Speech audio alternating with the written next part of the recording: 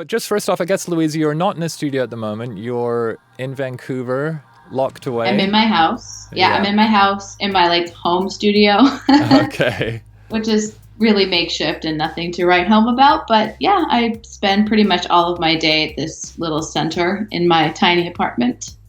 Awesome. And I think like one of the things that I find is really interesting about you and just what you're doing with music overall, which I think will probably be a big theme that we'll get through all across this, is that you're, as well as having your whole history as an artist and developing into like going from being in a band to a solo artist, you become like a co-writer and now producer in your own right. But a lot of folks who hang out on the stream will be like, you know, kind of collecting things and thinking that the route to a producer is that you have to have like a big stack of equipment. But you've kind of come into production a bit like from, dare we say, like the old school approach, which is that you're really, really good at understanding artists and getting performances out of artists and assembling a team of people. So as a producer, you didn't start just specifically like recording people on your laptop or something like that. It was all about being in an SSL room and developing artists from the ground up.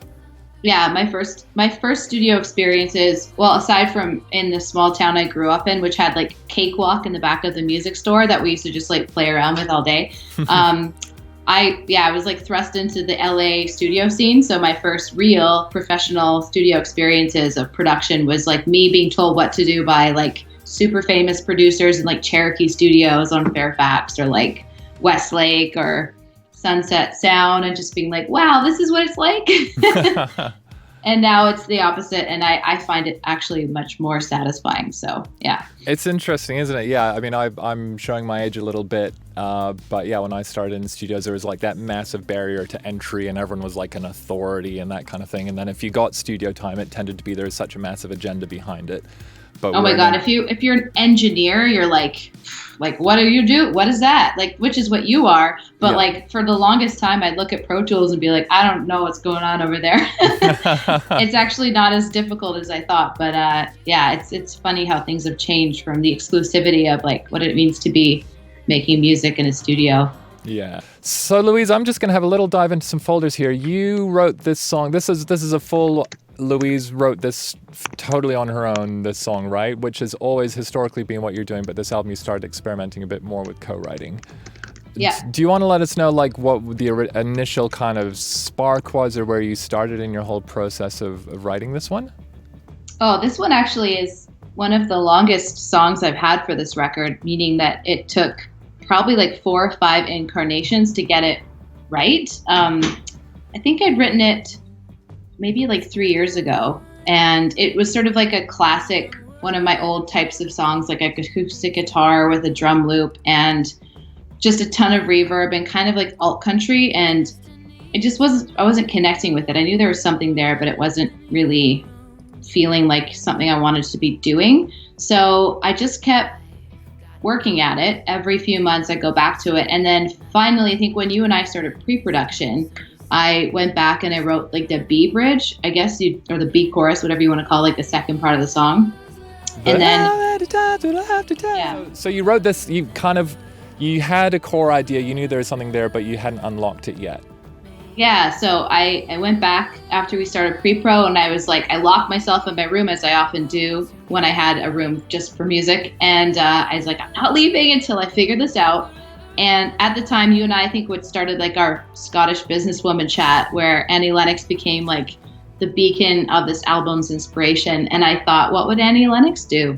She would write some crazy ballad, some beautiful soulful ballad. And I haven't really tried that ever. So here I go. And then I just started playing with these like very classic sort of like descending chord progressions, and out it came. And that was that. Great. And that I'm glad you mentioned the Scottish businesswoman thing, because this is another interesting like overarching kind of, I wouldn't say it's a creative theme for the record, but it was a really handy tool for the headspace of how I guess like both of us were going to be going and putting this record together. Do you want to tell the peeps a little bit about the Scottish businesswoman angle?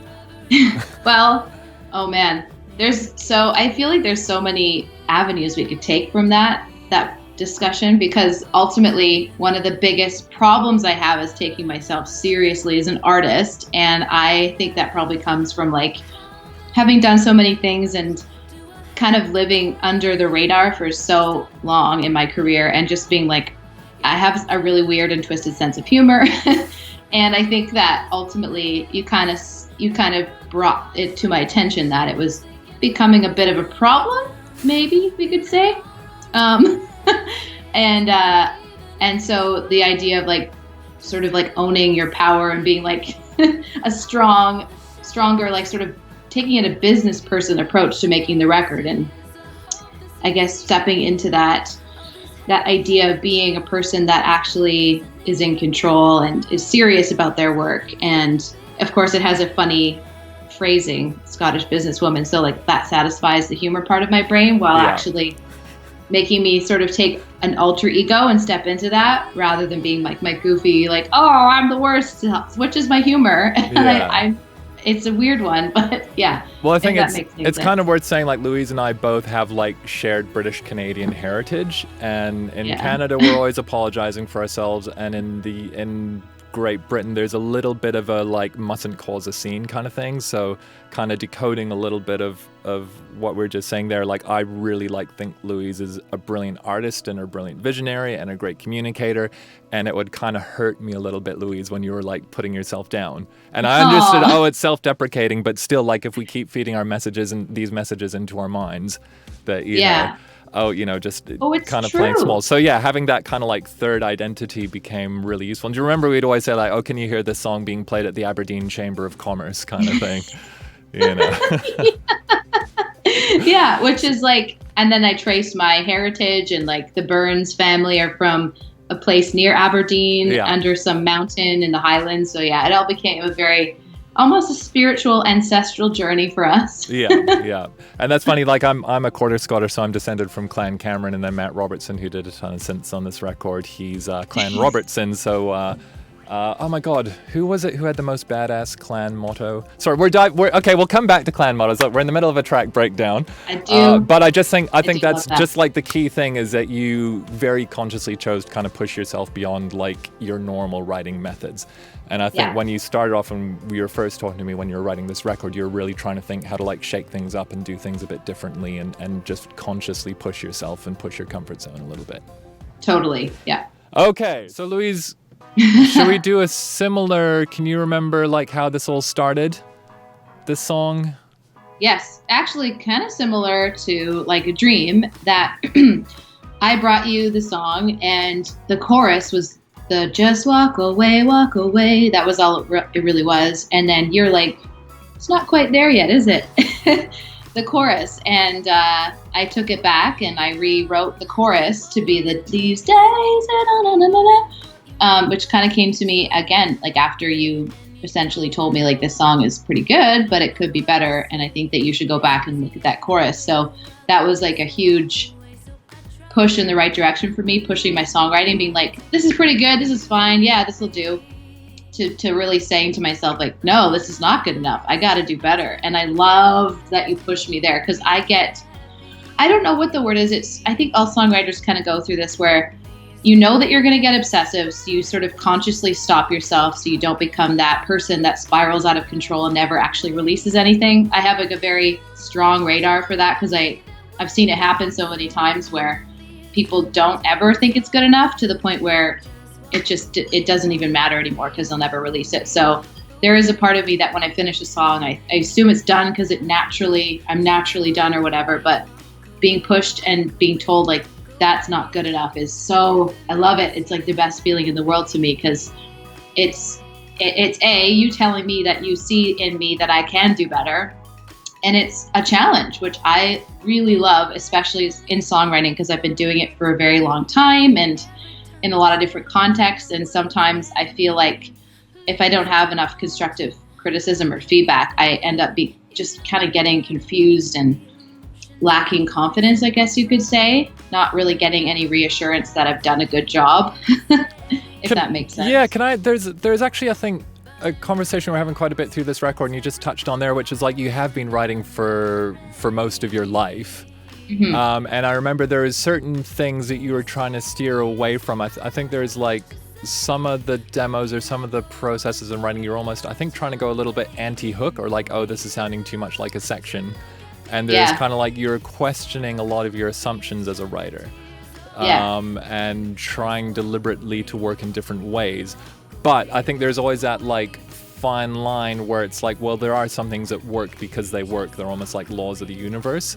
So like trying to completely diss those, it's like you're fighting with physics. But then on the other hand, if you don't make those questions or ask those questions of yourself, you don't grow and you don't expand your range or your repertoire or your abilities.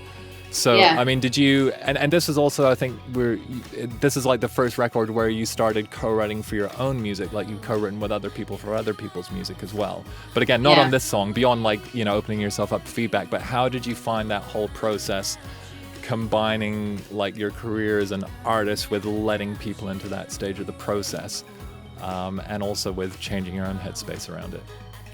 Well, I gotta just read this quote here from Sievi Music. Sorry if I'm saying that wrong. Like painting the outside of your house from the inside. Like that totally makes sense to me. I think when it came to this record, it was important for me to do outside collaborations for my own music because I've been working on other people's music for so long. And my personal experience with co-writing for music I released was really only in Lillix back in like the early 2000s, which was my first band. And it was very much like a classic American pop top 40 machine where we were forced to work with people who were amazing. Like everyone we worked with was amazing. But the ultimate goal was like, if you don't write a song for radio, we're going to send you home and consider dropping you from the label and then your career is over. So there was like a lot of weight attached to co-writing for a long time for me. And they would tell you that like before you went into sessions, right? Yeah. Oh my God, yeah. Like, let alone like the whole, I mean, I could go, that's like a whole other Twitch talking about major label. The experience of being on a major label when you're a 16-year-old kid is insane. So that was kind of stuck in my blood, I guess you could say, for a long time, that every time I try to co-write with somebody, it would be like, oh my God, if this isn't like a top 40 radio hit, then I've totally wasted everyone's time and I'm the worst and blah, blah, blah. But I think what really kind of came to me is that, especially working with you, Damian, because you're such a nurturing person to be around. Like, you don't make me feel like I'm inadequate. You're like, that was pretty good, but you can do better. And you say it in such a way that makes me feel like I can, like rather than, my ideas are shit, I'm going to pack it up and move to, which sounds fun too. But I think that, collaborating was the only way for me to really get better as a songwriter and stop the old habits I was getting into and the ones I kind of touched on earlier where I would sort of almost give up when things felt done, good enough. I'd be like, I guess I can't do any better than this. So that's that for me. Would you feel, was your mindset that you can't do any better than this, or was it more like, oh, that's cool, and it was more like you hadn't developed a kind of an editor side of your brain? Or did you also feel like, was there part of you having gone through basically like having basically post-traumatic stress about being in a radio machine, that was there part of you that just didn't want to deal with that approach or working with songs in that ilk?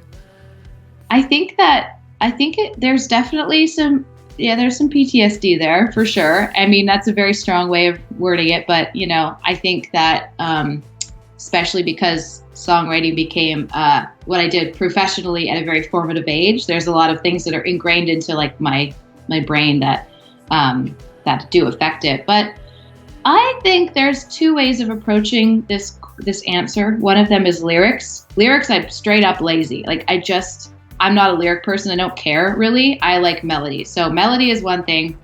And I always felt like I probably could push myself a bit more with melody, but at least this captures where I was at in the moment. But for lyrics, I really had a hard time because lyric writing for me is not my favorite thing in the world. I'm not an open book person. I don't like to share my feelings. And that's the biggest part of songwriting really, is sharing like emotions and hoping someone else can relate to it and feel something, which is why I like music. But that's been really challenging for me, is to find how to sort of remain private, yet also give enough of myself to connect with other people in my music. And I think that yeah, this record really pushed me in that direction for the better, especially you saying to me, like, what does that lyric mean? And me being like, I don't know. It's a good question. It means nothing.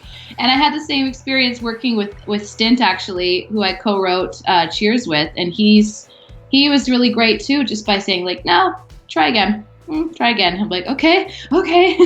And it was good because it actually really pushes your brain into and clarifying what you're talking about. And that is a huge thing for me because I'm a very vague, weird person. I don't make a lot of sense half the time. And I think that's like one of my weaknesses in my songwriting. So I'm aware of it. I'm working through it. And here we are. Right. And that's interesting what you're saying about, sorry, it was Cheers as a song, right? Yeah. But just yeah. do you feel like you've developed a kind of new muscle where it's like you can have an idea and then you're ready to have another idea? Because I don't think it's so much about like saying, oh, that idea is good or bad, but just like, is there anything else that could come about? And it doesn't have to happen at the right time. Or sorry, it doesn't have to always happen at the same time, but just like understanding that like once you've got an initial concept or something that feels formed in and of itself, like just being ready to go in and go, oh, where else could we take this? You know, because I feel like you grew quite a lot in that area, almost going from this isn't you specifically, but there's like an idea in music or creativity that it's just like, oh, everything just comes out and it just happens, man, you know, or it was like an accident, you know, that whole kind of the trope of like artist is just like, I'm accidentally a genius. I didn't have to think about it at all.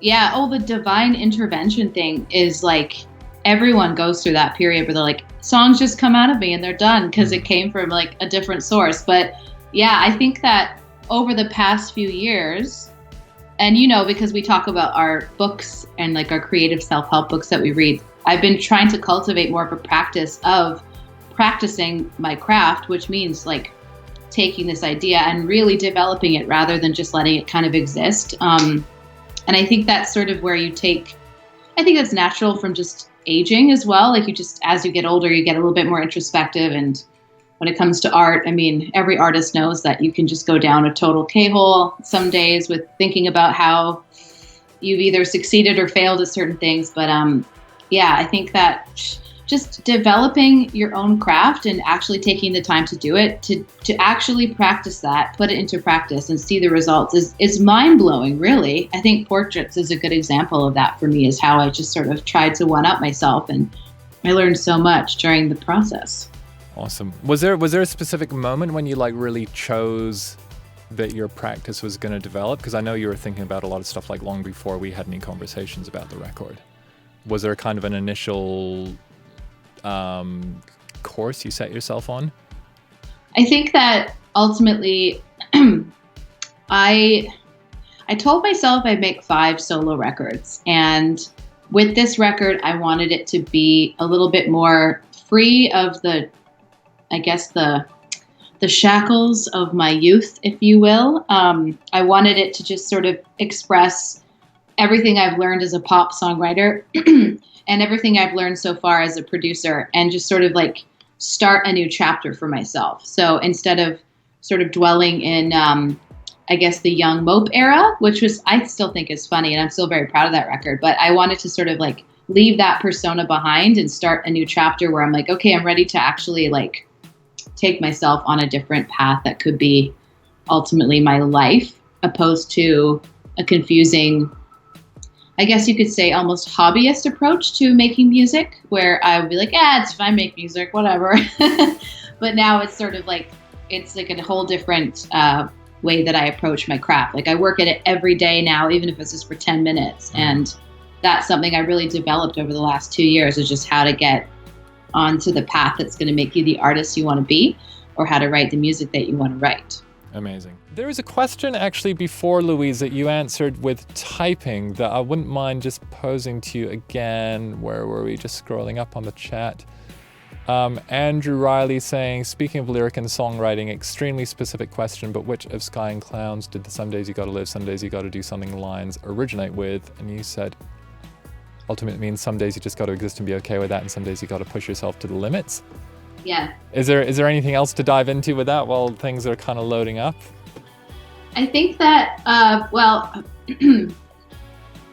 So I suppose, especially during the pandemic times where we're all feeling the pressure to be like the most creative and productive of our lives while we're dealing with this like global traumatic event. There's a part of me that always wants to be gentle on myself, because I've read that self-compassion is a lot more powerful than self-esteem. But another part of me is like, fuck that, just fucking work through it. So it's kind of like me always battling like the sort of inner wisdom to go easy on myself, and then also like my more general, I guess, life motto, which is like, just fucking push through and go harder. So it's kind of, yeah, it's based on that, which is definitely on this record about feeling stuck in general and feeling like just not living up to my own expectations, and just saying like, are my expectations too harsh? Should I be working harder? It's really just feeling very stuck, and that's sort of, the two options that you really have. You can just deal with it, or you can just fucking push through. And I always choose to fucking push through, because that's the only way. It's the only way, man. Is there like a... Exactly, emotional versus logical. It's exactly it. Awesome. Is there like a... Do you have a... This might sound a little bit esoteric, but it's, I think, a really important point. Is there like a kind of a signal or a beacon that you recognize in yourself that kind of dilemma or that dichotomy is happening or needs to be addressed? Oh, like, is there a feeling I get when I know I'm having that dichotomy fight? Yeah.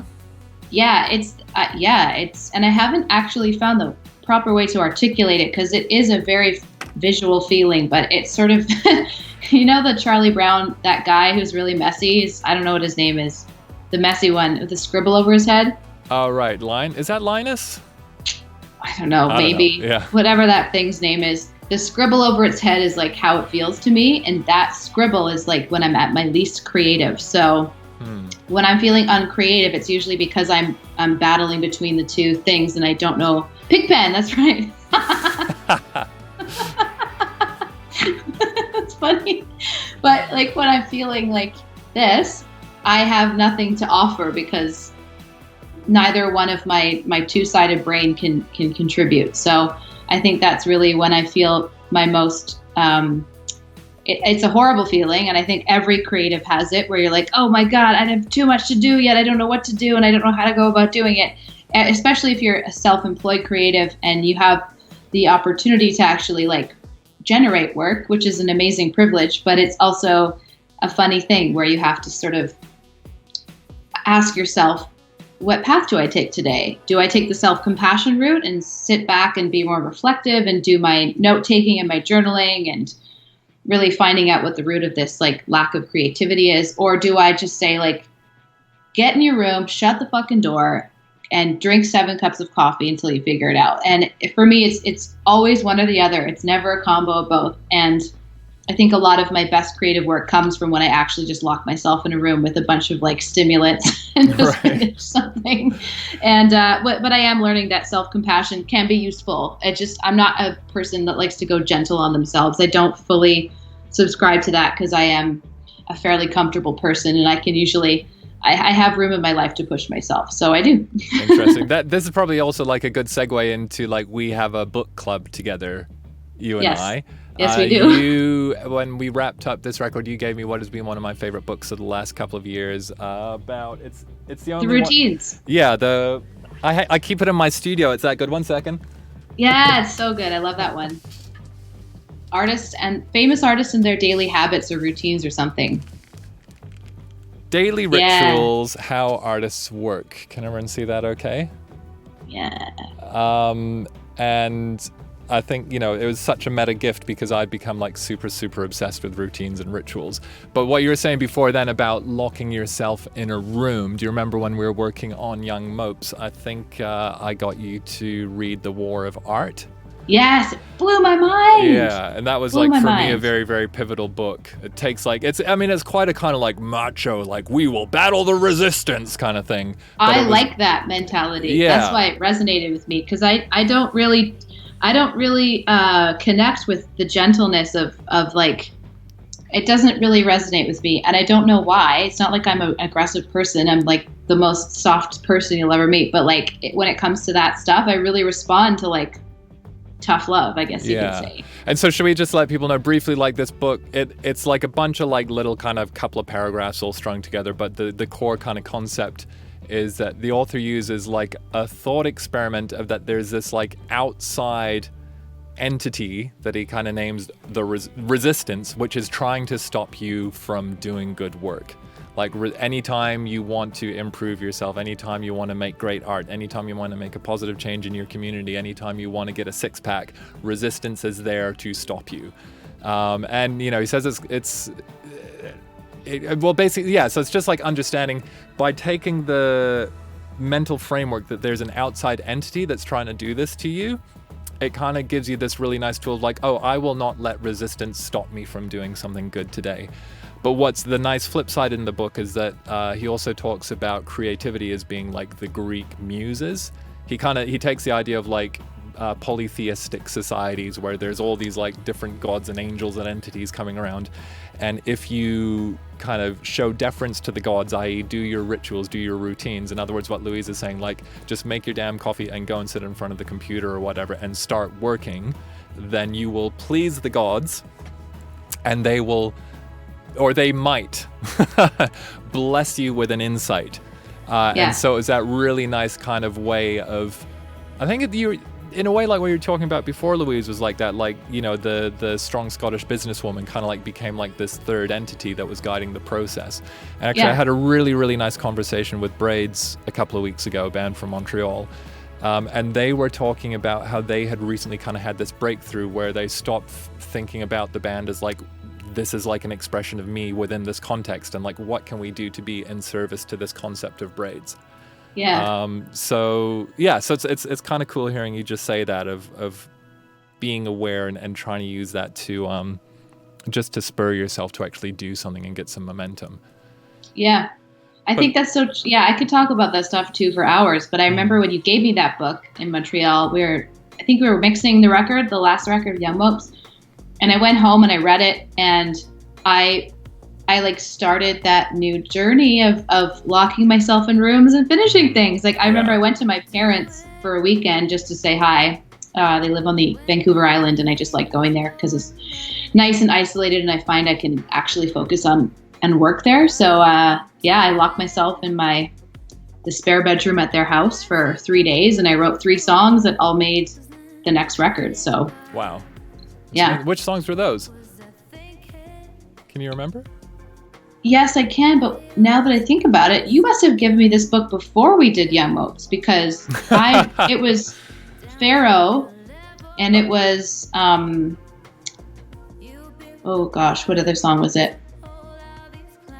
No, I can't remember. Okay. Anyway. So these are songs that made Young Mopes, not that made Portraits. Yeah, so you must have given it to me before that. Well, I remember we had like a couple of really early sessions, and there was a big break, and then you kind of came back in. So. Oh, yeah, that must have been it. Yeah. Okay, yeah. Anyway, if anyone's looking at reading that, then I also really, I kind of see that as like, it's a yin yang, and that's one side of it. Then it's a very good complementary one with Julia Cameron's The Artist's Way. Which for me was really transformational. I've only actually read the first 2 chapters, but the second chapter introduced the concept of morning pages, which I totally embraced and used that to like really sort my brain out. I did those this morning, and like everything's better with morning pages. I should have done them today, but I didn't. But I usually do them every day, and it's just a bunch of like, shit, fuck, I had the worst dream, I'm tired, and then I'm like, I feel great. You feel great now. I think actually one of the most interesting insights I asked you was like, is it like you're walking down the street and there's just like colors flying across, but you said you were able to, it's more like you consciously switch it on. It was in your mind's eye, no matter what. Like for most synesthetes, it's, you don't physically see the color in front of you, it's just in your mind's eye, like how you can picture someone's face, you know? So when I hear music, and certain kinds of music, like The Cure especially, it's just like, it's sort of overwhelming with color in my head.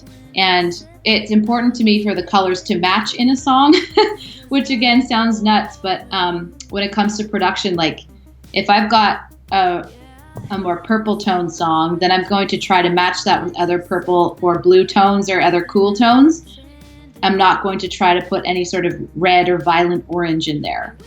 And for me, as all synesthetes, everyone has a different way of thinking of music and color. Like I might hear a kick drum and I'm going to see dark blue, whereas somebody else might see yellow versus green or whatever. So it's all totally, it's just everyone's different. But for me, it's all about making sure the color palette of the song is matchy and it all makes sense in my head.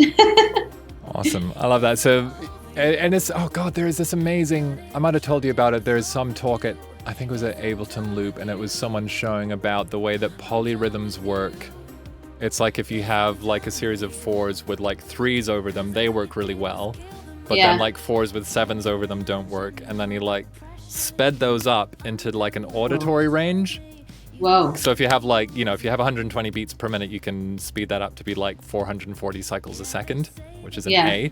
So I kind of did that, sped it from like rhythm up to actual pitch. And you're like going, whoa. And then he's like showing you all these polyrhythms that would sound good or not good. And then like he'd speed them up to pitch. But then what he then did was extrapolated that and pushed it up into the frequencies of visible light. And all of the polyrhythms that worked really well and the chords that sounded good were beautifully complementary colors.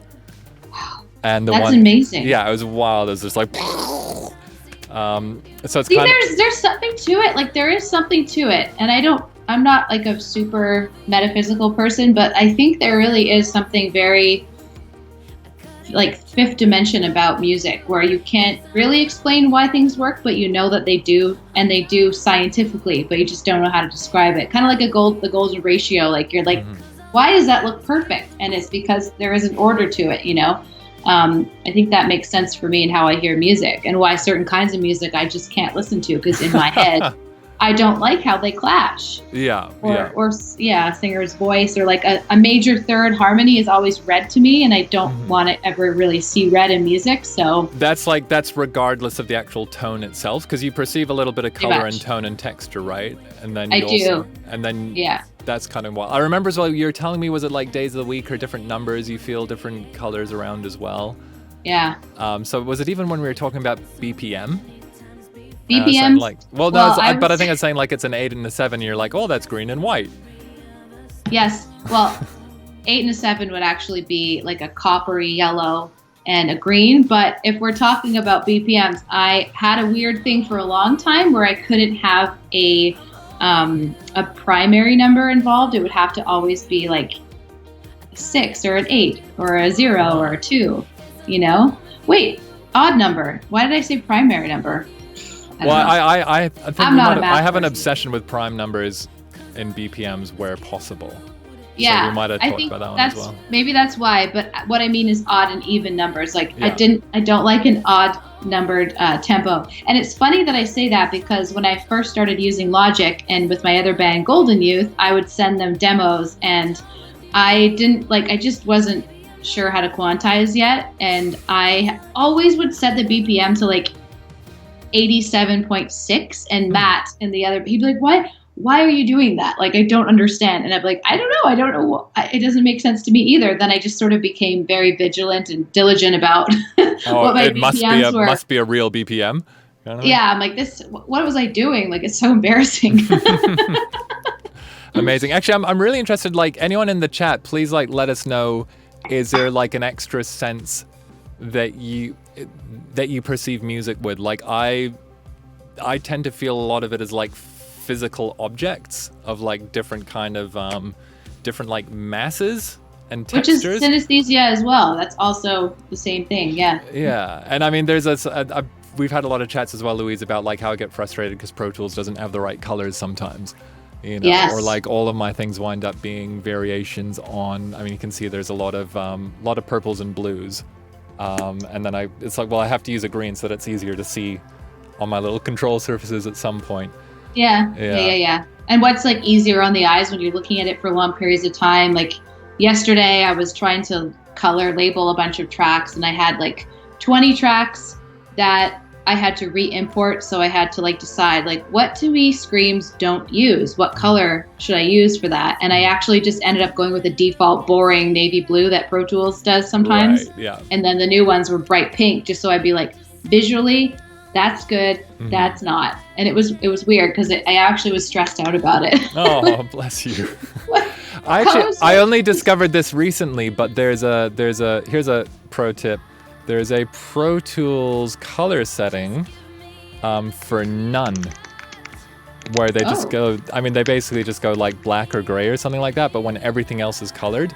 So I use that for side chains sometimes when it's like this is not supposed to make it to the mix bus. So there isn't actually a side chain kick on here, but I'd often have that in my template. But it's funny that it's not just like a straight up color. Do you know what I mean? Yeah, it's like totally. The colors off. All right, so okay. Drum and bass is often found, this is from Rain, drum and bass is often found at 72 BPM in its natural habitat, but halftime it sits at 87. Okay. That's crazy because you actually showed me a bunch of house music. You're like the person who introduced me to house music. And not that that's drum and bass necessarily. I know the genres can get very specific in what they mean, but like, I feel like maybe that's like a sign of the new record we need to make.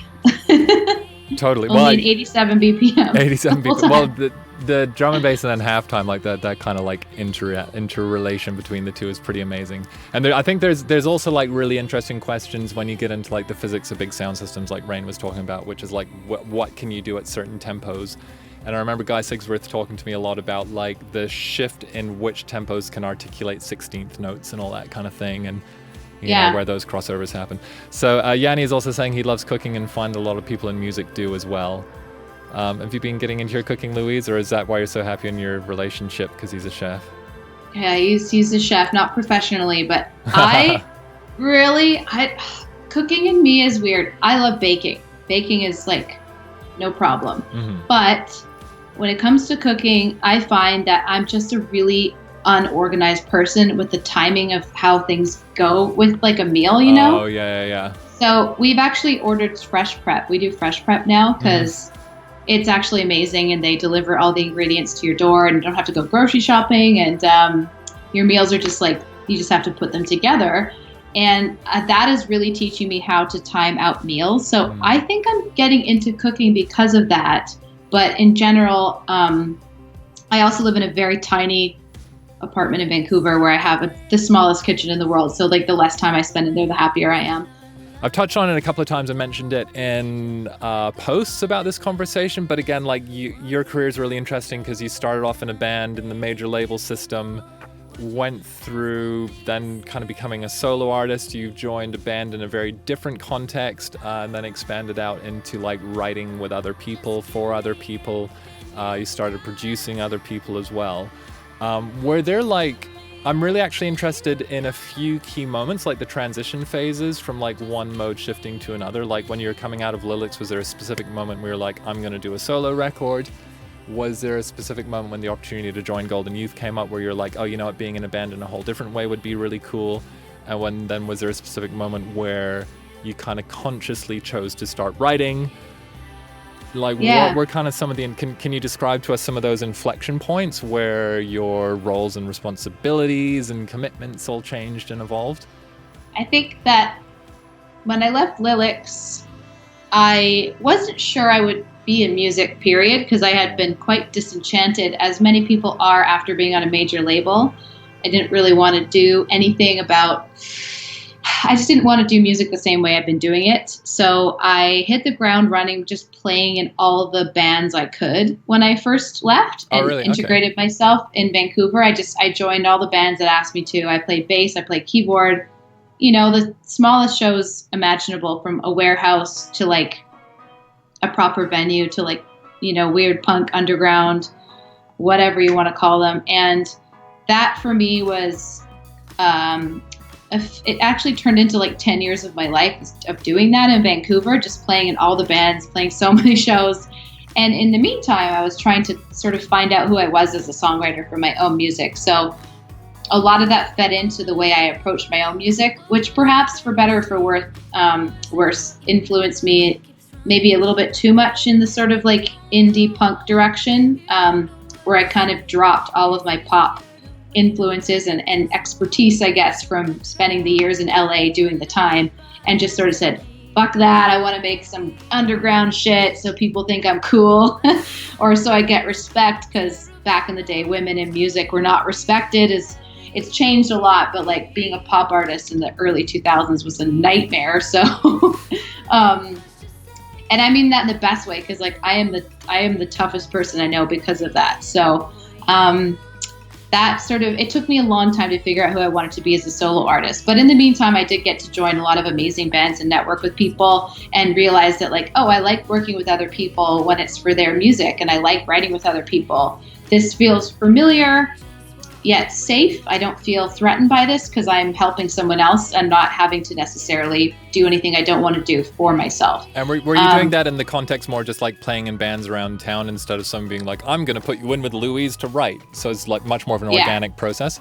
Way more organic, yeah. Okay. It was super like roots approach, I guess you could say, because I never really felt like I paid my dues, I guess, when I was in Lillix, because we sort of went from like tiny little band to like massive opportunities given to us, and I felt like there was a missing element of like my development as a musician, I guess, and as a music person, which doesn't make a lot of sense, to be honest. I kind of wish I just like stuck with like the opportunities I've been given, but we all make these mistakes in our 20s or learning lessons. But well, it's funny because I didn't actually know that about you. Like, you know, even the way I phrased that question was like, oh, you left the band and then you went solo. So, but it's kind of interesting, I think, just seeing the incredible strengths you do have as a producer, and especially like with people and playing and like bringing things together. Like what you're describing there, your entire 20s was basically like your training to be a producer. Pretty much. Or a collaborator who, you know. So definitely. And I spent a lot of time, I think, too. I mean, the first thing I did when I left Lillix was buy an M-Box, believe it or not, and I started working in Pro Tools, and I just was like, I don't get it, because I never took the time to really learn, and I've never been to engineering school, and I really don't learn very well by like reading manuals. So I knew that I would get there. I knew that I was going to do that eventually. I just wasn't sure how or when yet. So you're right, though. I think a lot of the sort of being thrown into weird situations where you're working with like people you don't really know and having to neutralize different personalities and find like the strength in different people. And that even came into play when I started putting together my own band. And I think that's sort of what became more interesting to me than the actual live performance itself. I actually don't like performing live at all. I've never been a big fan of that. So yeah, behind the scenes stuff and actually collaborating with people and finding out how to get the best product we can together is really what gets me going and ignites the spark, I think. Great. And when was the first time like you were handed like full responsibility to deliver a record for someone else as a producer? That was with like budgets and stuff like that. 2016, Jonathan at 604 Records, he asked me to produce a record for a new band he'd signed called Fionn. They are two young women who are twins, and as a result, the most incredible harmonizers you'll ever meet, because there's something about the way that sisters can sing together that is just totally magical. So I was given the privilege of producing their first record, and it was incredible. They have a studio at the label that we worked out of, so that, in terms of like budget resources, we kind of had a pretty open field in that term. We didn't really have to think about like getting everything done in 4 days in this huge high budget studio.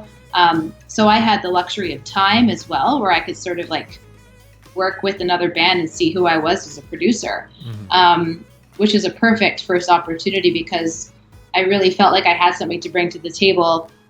I could help them feel good about themselves as young songwriters and singers. And I also had the resources to really like dive into the process of producing for somebody else without the incredible pressure of really crunching numbers all the time because of the studio that we had available to us. And working with Pedro, who's the best engineer, and I am the worst engineer. I was at the time, like just horrible. So, yeah, it was kind of like the perfect entry point for me. Right. And it's worth saying by that point what you would have been in studios for like 15 years or something, because you started so young. So it wasn't like this was your first time making a recording. No, like, I mean, I've been making records since I was like a child. So the how to make a record is, I know what to do, but there is a lot of stuff that you don't know yet because of, I don't know, like there's stuff that comes up in production that you would never think of. I mean, I'm still learning every day. I'm just like, how did I not put that on this hard drive? Like, what is wrong with me? Like, there's so many little things that I just haven't even thought about. So, but yeah, it's been pretty, I've been very lucky. And what would you say would be like, you know, you're absolutely right, we're always learning, but what would be one or two of the kind of biggest shifts in perspective or things you'd have learned from like the result of doing that record in that particular context? Oh, the things that I learned, probably, I was really, when I reflected on the experience, I was very grateful that we did so much pre-production, because we did build that record as like a live folk rock record, and that came from performances. So getting the right performances out of all the players and having that clear was huge. So you're like running rehearsals before you got to the studio, and did you like assemble the band and stuff as well around them? Yeah. Okay. Yeah, amazing. I hired players, and we actually had we got to work with some members of the VSO for some string arrangement parts, which was like crazy. That's the Vancouver Symphony Orchestra for those not down with the lingo. Okay, cool. That's amazing. I'm a big fan. I go to the symphony every time I can. I mean, I can't right now, obviously, but the Orpheum in Vancouver, it's my favorite thing to do. I think in retrospect, though, I do realize that my weakness as a producer is that I'm not fast on Pro Tools at all, and that is the sort of universal language that people tend to sort of communicate and exchange files in. Not that it's a huge deal, like you can send audio files any way you want from any program you want, but yeah, that was like a big thing for me, is being like, yeah, I gotta take the time to like get better at this, because it'll make my life easier. Ultimately, it's not really about anyone else, but just like how I do things. So yeah, you got like an even balance of like, oh, this worked really well, and this is what I want to kind of like improve, kind of thing. Yeah, exactly. Yeah. And every record I'm doing is still like that. I'm finding that the more control I have over everything, the happier I am, and the happier the artist is. And I think I look up to a lot of people who have their own studios, like Jason Corbett over at Jackknife Sound, who you and I know because he played on my record, amazing guitar player and the lead singer of Actors, and his whole setup is kind of like my dream, just having his own studio and just operating everything himself. And it just, that amount of control is what I really like. I love working out of any studio because I feel very comfortable in any studio because I grew up in them. But I think that's a huge thing, is just realizing that now modern producers tend to just work out of the box at home. And like, that's like, your setup obviously is a little bit more than just working out of a box. And I look behind you and I see all of your that's what this room is like. Yeah, my place in Montreal was all set up for tracking, but it's also like, you go through that phase once you've had all that, where when you go, oh, actually for me now, it's like, if I'm recording, like, I need Pedro. Do you know what I mean? Because it's like, yes, I can engineer, but it's like, but having a brilliant person who's fully dedicated with that headspace not only gets better result on an engineering side, but then means as a producer with all these other elements we're talking about, you can have that conversation so much more. Well, that's the thing too, like tracking, I love tracking vocals myself, like that. I love engineering vocals. It's something that I found that it just makes everything easier for everyone, because I'm very particular and specific. But I think when it does come to like the production side, a lot of the creativity is still crushed for me because I can't like do things fast enough to keep up with my brain. So having someone like Pedro around is amazing. I hope to get that fast at engineering one day, but I'm talking also in the context of like, I tend to do more live things, because there are a lot of producers at home that just work out of their computer and are super fast and totally efficient. And that's great too, because it's a different kind of process. But with what I've done in the past, I mean, I can't engineer like a full orchestra myself yet in the way that I'd like to for my standards. Right. Awesome. Hey, let's get a couple of questions in the chat. Andrew Riley is saying, track list question for Louise. Was there any specific reason for not including a cover song on Portraits? Not that I'm complaining, even if I absolutely love the previous ones, especially your versions of Gypsy's Wife. Thank you. That's funny. I don't know why I didn't do a cover. That was sort of my tradition. Let me just let's get a bunch of questions in here for Louise. This is our kind of Q&A section. So, so you're saying you didn't know why you didn't have a cover? It wasn't a conscious decision? No, it wasn't. I actually, I don't know why I didn't do that. I think maybe I just never found the right cover. But also, I like finding the right cover. It's a fun goal for me. I don't know why I didn't do that. I played a lot of stuff live that wasn't really translating as well as I'd like to. Not well enough to put on a record. So yeah, maybe next time. Okay, cool. And then Sky Junior 95 is saying, Louise, are you already thinking about the next album? I only just started thinking about it. I have not had any time. I toured Portraits last year because it came out in November and then I got to tour right after.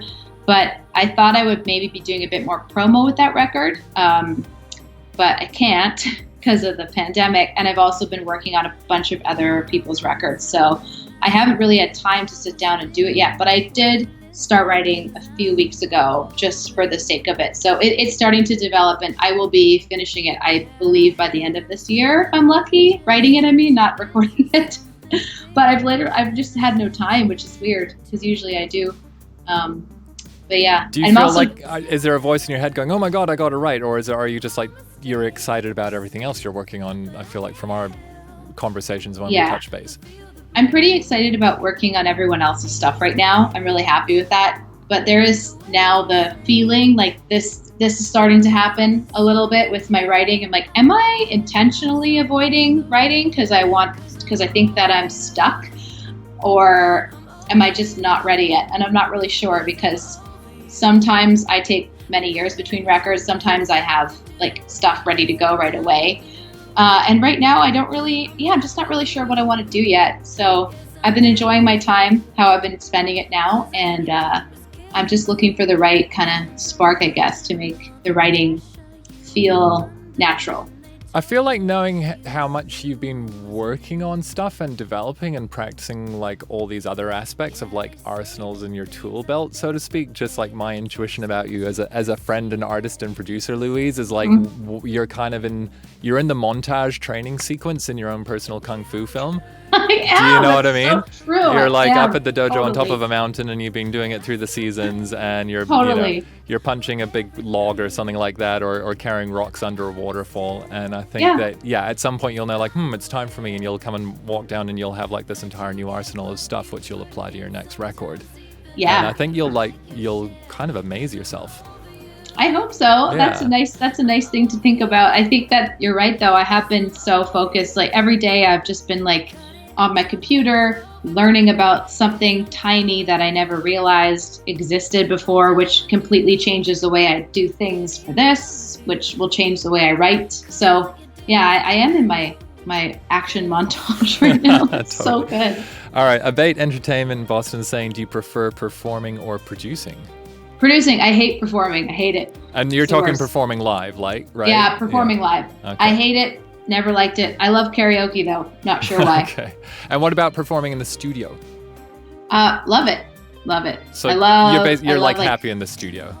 Oh yeah. I could spend, and I do spend all day there. Like not during pandemic times because it just doesn't feel right. But I mean, before everything shut down, I still think I was averaging like 10 to 17 hours in there every day. Just cause like you got to get stuff done, but I just love being there. It makes me feel like I have a purpose. Amazing. Great. Even if that just means at my computer at home, like it doesn't have to be like a studio, but yeah, just working on something. Awesome. Question from Andrew saying, Jewel is one of your favorite GNY songs. Do you sing lead? Oh, sorry, Golden Youth. Do you sing lead on any of the upcoming album's tracks? Are you allowed to disclose that, or is that a... Oh, totally. Yeah. Keep it mysterious. Thank you very much for liking Jewel. We are working on the record right now, and I am singing lead on one song because that's the Golden Youth tradition, me singing lead on one song. Yeah. And I have to add background vocals for everything still, but yeah, it's coming along. Amazing. THC Rain is saying, when you write, do you have a specific method you settle into, such as lyrics first or idea concept, start with a melodic hook, or is it just kind of whatever happens and vibes? I think that it's just kind of whatever. It is whatever. I never start with a lyric though, I'll tell you that. I never have. I think that's something people are very good at, but I am not one of those people, especially in Nashville. Like they say, take a phrase and then write a song from that. That doesn't work for me. I just can't. So I generally will start with like, I'll open up my computer and I'll just start playing. And then whatever happens. happens. Great. And it's not always good. It's often not good at all, but that tends to be the way I work. Lyrically, do you keep a notebook when you're wandering around and like phrases stick out and then you'll like mine them, or do you not have that lyric brain going, and is it only like in response to music that lyrics emerge? It's usually in response to music, and it usually is phonetically based. So Right. I definitely romanticize the idea of being that sort of like poet on the prowl, always taking out your notebook and like observations. But I'm just not that kind of person. And now I'm okay with that. For a long time, I felt guilty that I wasn't. Did you try to make it happen, and just Oh, find yeah. it wasn't working? Right. I fill out probably like 10 notebooks a year with lyric ideas still, but like I'm definitely not, that's not what I work at every day. You know what I mean? So we're just saying but you still do morning pages. So you kind of like have, like Yeah. you're really in the habit of having like a flow of stuff coming out. Oh yeah, I always do. And I read a lot. I love poetry, but I'm definitely not the sort of person that introspectively kind of like writes poetic observations about life and then puts them to music. That's not, it's just never been how I've done things. I'm just not particularly good at that. So yeah. Right. Okay, cool. And then another question from Rain saying, for either or both of you, what are your thoughts on tracking through compressors, EQs, and effects, or is it best to always record dry? And actually, I don't know if Pedro is still on, but Pedro, if you are on at the moment, question for you on that side as well. What's your angle, Louise? I hate myself dry. Like I just can't do it. So I always record my vocals through effects. Obviously you take them off after to make sure they're good when you're comping, but I tend to just always have reverb on everything because it's the way I like to do things. But that's just for my voice. When I'm tracking other people, I like to do them just a hint of reverb. Don't often use a compressor. I just like to listen for the performance and then treat it after. Tends to be how I work. Cool. And then at my side, on the pure engineering side, in general, for me, if I'm engineering a session I'm producing, it tends to be like you're moving as fast as possible. So I like to keep my chains as simple as possible, so you have fewer potential points of failure. With vocals, I do have a chain that's just like a Neve-based preamp and a Tube Techie, compressor. And I just know the gain structure on that really well, so it's a case of like lifting up the vocal into that spot. And then in terms of like recording with effects, like if the actual instrument or if your source sound, like the identity of that sound is with the effect, and you know, Darcy's guitars are the perfect example there. Yeah. Then you dial in the sound for what that's supposed to be creatively. But then we have like Matt Robertson's situation where he just has a matrix set up and he presses a button and it's always recording synths dry through a pedal and then a reverb return as well, so that you can, I mean, that's a beautiful system, so you can just like really quickly just change a balance and hit record, but then you still have like a bit of flexibility at the mix, and then sorry, there's a very key thing I was going to say here. If, say, I'm doing stuff like sometimes if I'm building a beat on the modular, or if I'm have the time, like the luxury of time to really track drums, then having something going in parallel, like I have a whole network that splits a microphone through a bunch of guitar pedals, so I like to have that running in parallel, and that will often dictate the way that you tune your instrument, and it can become like a creative thing. I mentioned it a couple of times. There's a band called Dizzy who have an album called Baby Teeth that I produced, and I really loved recording the guitars on that, and a lot of that is actually pedal performance on the tails of like recordings, but that was also knowing that we were just recording guitars, all the mics were set up, we were cool, I could trust the guitar player, do you know what I mean? We had enough time to kind of do that properly. So the bottom rule is if you're moving fast, keep it simple, and if you're diving deep, then you know, if you need things for texture, again, if I'm like recording drum machines and stuff off the modular, they'll often sound kind of whack directly, or sorry, drum machines in the modular world, then I'll sometimes like parallel up a bunch of stuff, but that's almost where you're kind of crossing over your sound design, so you know. But the great thing in this day and age, I think as well, is that we can capture sound so purely super close to the source and then do a lot of like what would otherwise be considered good engineering after the fact, whereas like when you're recording to tape, like you had to have all that right because you have noise floors, and if your gain structure is wrong, then you're like legitimately screwed, basically. Yeah, and then Louise, like you're saying, just having like the ability to give people what they want to hear in their headphones when they're recording as well is important. Yeah, and I just use like a vintage Valhalla verb when I'm tracking because it sounds so good. Nice, it's a good box, definitely. Good one. Then another one, so you track with software effects, so they're removable. Exactly, yeah. That's what you're saying as well, Louise, right, when you're recording vocals. Sky Junior 95 is saying, how hard was it for you, Louise, to write lyrics more open than you used to do? And I guess by open, you're meaning more like vulnerable, and you're not just being like hiding behind metaphors or whatever. Oh, I hate doing it. It's the worst, but I also think it's the best for my music. So it was difficult, but I pushed through. I think that you have to sort of like separate yourself sometimes from your art in that sense. You can sort of loosely base a song on your reality too, to make yourself feel a little bit more safe and protected. But yeah, I mean, I think that it's been difficult in a good way. It's not been like challenging. It's just been like a nice way for me to exercise a part of my creative self I have not quite exercised before. And I mean, that's kind of not just lyrically, but even in terms of like the way your vocals are presented mix-wise, Louise, that's something that we've like talked about a lot across the last couple of records. My tendency is always like push the vocal way forward and have it like pretty, I mean, like up front, let's just say. Yeah. And you kind of really like things being quite buried for a while, but I think on this record you've become quite comfortable with it really like opening up a lot. Yeah, definitely. A little bit more predominant in the mix, if not the most predominant thing, and just sort of channeling the pop stuff that I grew up kind of playing around with.